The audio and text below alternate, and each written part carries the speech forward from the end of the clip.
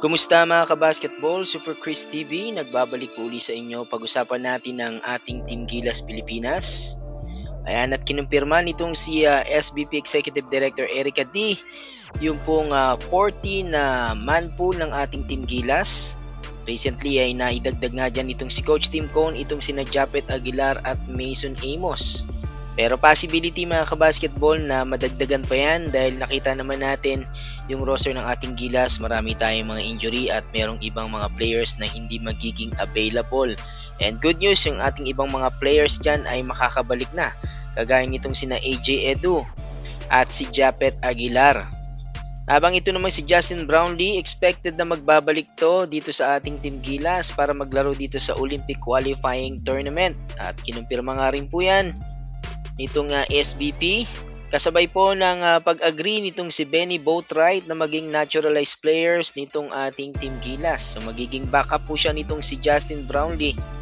At nakaset na nga po yung kanilang practice this coming June 22 dyan po sa may Inspired Sports Academy, dyan po sa may Kalamba. At plano nga po nila na maglagi dyan at mag-practice ng ilang araw bago nga po tumungo dyan sa Europe para nga po sa mga tune-up games. Kasi kung matatandaan nyo mga kabasketball, nagyaya ng tune-up games itong ilang mga European teams dito po sa ating Team Gilas. So yan, magandang laban yan ha. Abangan natin yan mga kabasketball, yung ating mga tune-up games. Pabor yan para sa ating Team Gilas Pilipinas na mga kabasketball na magkaroon tayo ng pool ng mga naturalized players. Kagaya nga nitong bagong nadagdag, itong si Benny Boatwright.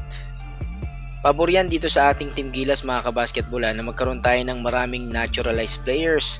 So marami tayong backup pag sakasakali, no? Itong si Benny Boatwright, magiging backup nitong si Justin Brownlee, na kung paanong itong si Justin Brownlee ay backup naman dito kay Jordan Clarkson. So sa tingin nyo mga kabasketball, sino nga ba talaga yung fit para maging naturalized players nitong ating Team Gilas pagdating ng Olympic at lalo na dito sa Olympic Qualifying Tournament?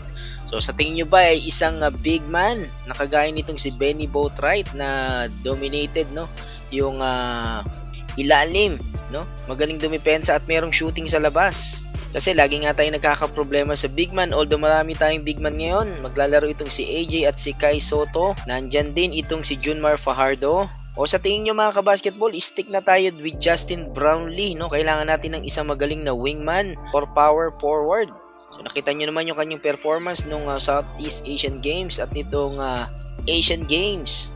So sa tingin nyo ba ito na talagang si Justin Brownlee or baka naman mga kabasketball ang kailangan natin ay isang shooting guard at isang NBA veteran kagaya nitong si Jordan Clarkson?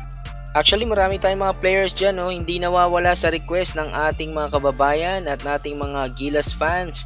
Itong sina Renz Abando at itong si Jordan Heading. So possibility yan mga kabasketball na makapaglaro pa rin sila rito dahil nga sinabi naman ni Coach Tim Cone na open itong ating Team Gilas Pilipinas pag sakasakali.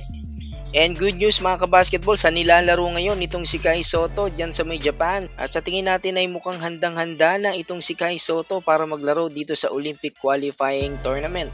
So talagang exciting itong paparating na Olympic Qualifying Tournament mga kabasketball. Meron pa yan, paparating na ilang mga tournament kagaya ng FIBA Asia Cup next year. So yan mga kabasketball, hanggang dyan lang muna itong ating update. Ikaw, ano bang masasabi mo? I-comment mo na yan sa baba mga kabasketball. Salamat sa laging pagsubaybay. This is Super Chris TV.